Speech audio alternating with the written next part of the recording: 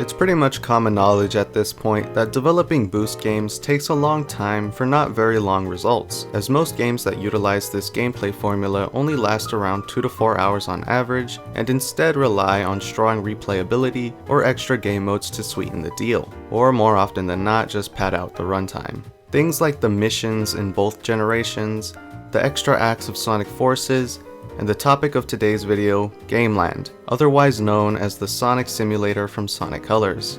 Ever since I was a kid, Gameland has always been kind of weird to me. From the retro arcade theming, to controlling what appears to be a robot Sonic drone, to whatever the hell this is, it always struck me as rather odd, and having been in the Sonic community for a while now, I notice hardly anyone ever talks about it, which is why I've decided to make it the first of these extra game modes I highlight in a dedicated video. While the majority of the stages in the Sonic simulator aren't anything noteworthy, there are a handful of them that range from just decent to actually pretty great, and those are the ones I'll be going over today to hopefully inspire others to not overlook them and give them a try the next time they boot up Sonic Colors.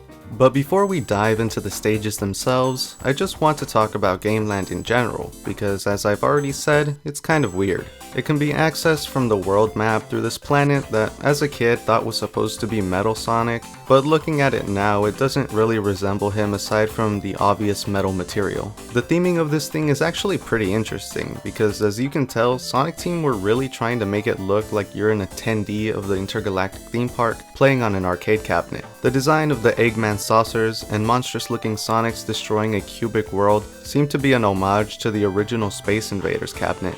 Pretty cool, huh? Speaking of cubic worlds, this brings me to the look of the stages themselves. As you can tell, they're all pretty much the same thing, being composed of simple, tiled scenery, floating in a geometry-filled void with little to speak of in terms of unique assets. The most unique aspect of each world is that their color is based on one of the 7 Chaos Emeralds, which ties into the progression system of Sonic Simulator. Collecting red rings in the main game unlocks stages in Gameland. Completing all 3 stages of a world unlocks a Chaos Emerald, with the final reward being a playable Super Sonic in the main game. You control what's called a virtual Hedgehog, which is just Sonic wearing some weird gear and a little antenna. Since Sonic Simulator is supposed to be a multiplayer mode, there are a few other Hedgehogs for you and your friends to play as, but seeing as Sonic fans don't have very many of those, you'll rarely get to see them.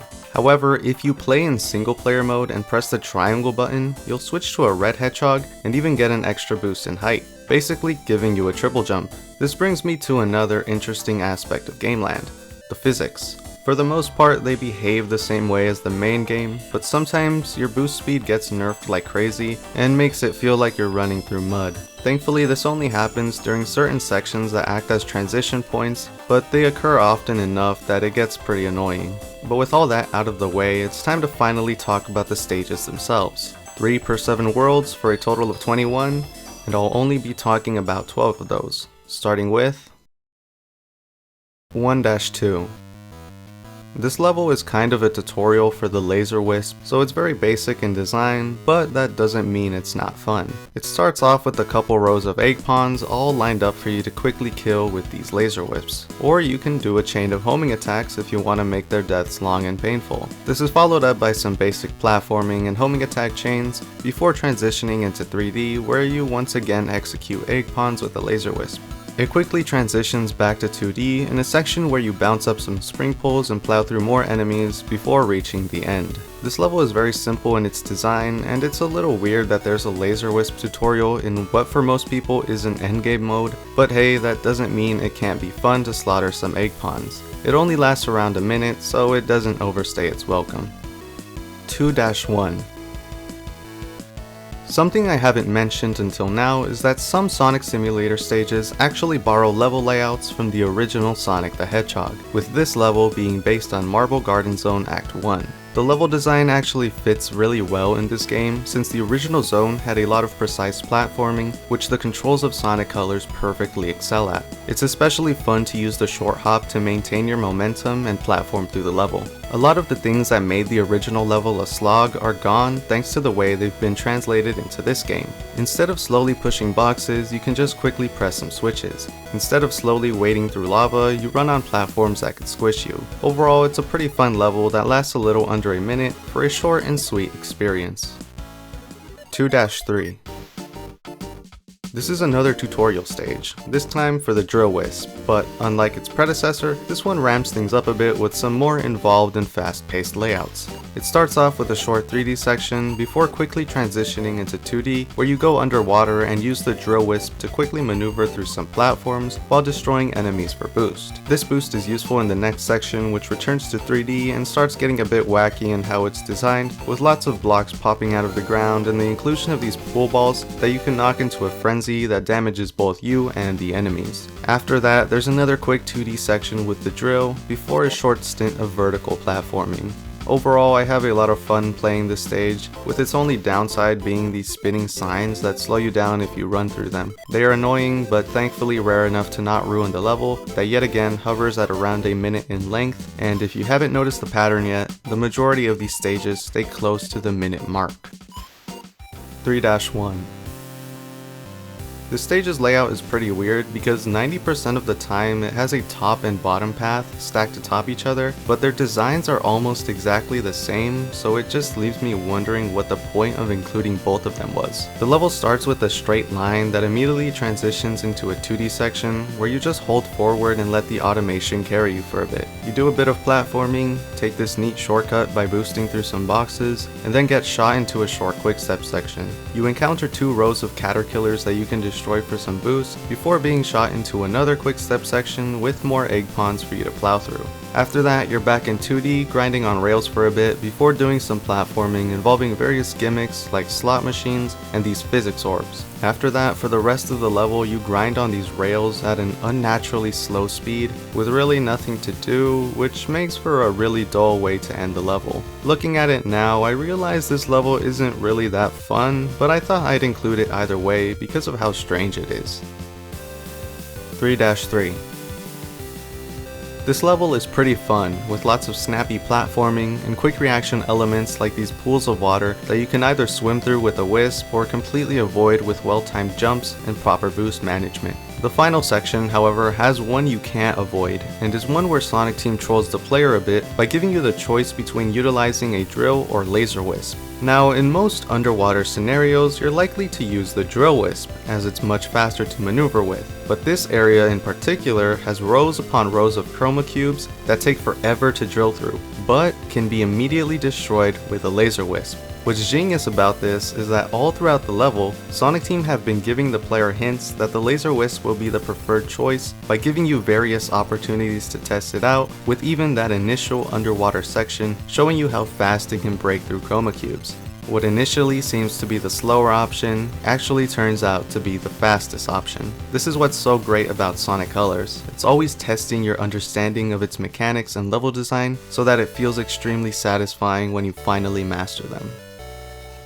4-2.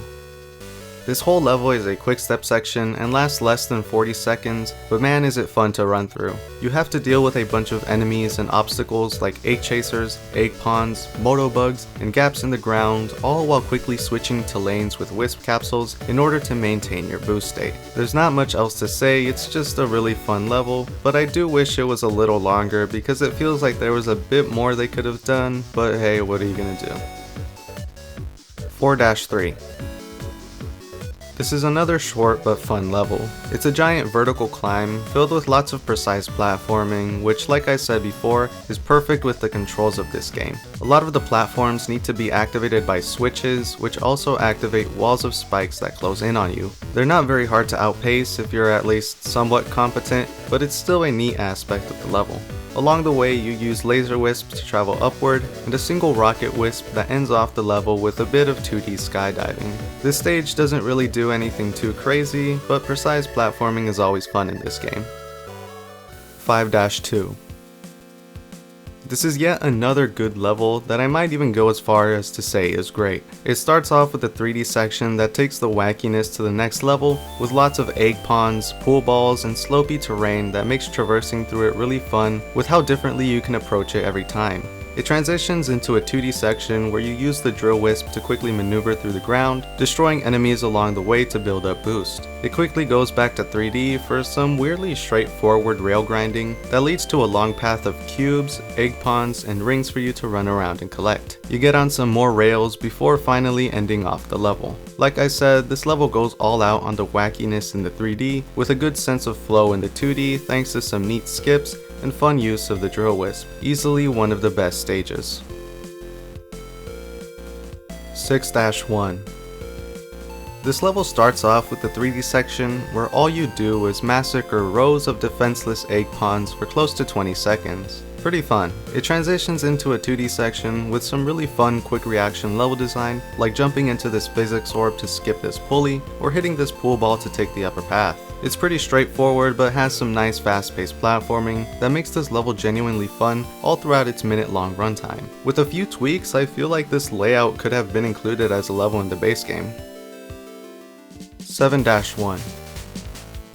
This level is pretty solid, as it's exclusively 2D and has a lot of methodical platforming that really makes you think about how you can utilize badnik bouncing and the slow physics to your advantage. It's pretty short, coming in at a little under a minute, but it's really fun after you've spent the time mastering it. 7-2. This stage is similar to 4-3, with half of it being a large vertical climb that requires deliberate movement and smart use of the rocket wisp to ascend. The second half is a long stretch of standing on an ascending platform while dealing with obstacles like egg ponds and increasingly speedy pool balls. The first half is pretty good, but the second half can feel like a slog with lots of nothing in between the easily dealt with obstacles. At the very least, it's got good length at around 2 minutes, but that may be to its detriment as the majority of that is on the slow elevator sequence. 7-3. Ending off the video on a high note, this is easily one of the best stages of the bunch. It starts off with a short 3D platforming section before quickly transitioning into an underwater 2D section where you can pick up a drill wisp to quickly maneuver around some chroma cubes. You do some quick platforming, return underwater for a bit, and then get shot into a chaotic 3D section that has tons of egg ponds with guns and pool balls shoved into a small cramped space. All the moving parts make this section really fun to go through every time. After that, you return to 2D for another underwater section where you alternate between the drill and rocket wisp to achieve the fastest time in getting through these chroma cubes. The level ends with a bit of tight platforming with a runtime of around a minute and a half. This is a genuinely great level that tests the player's understanding and mastery of the wisps.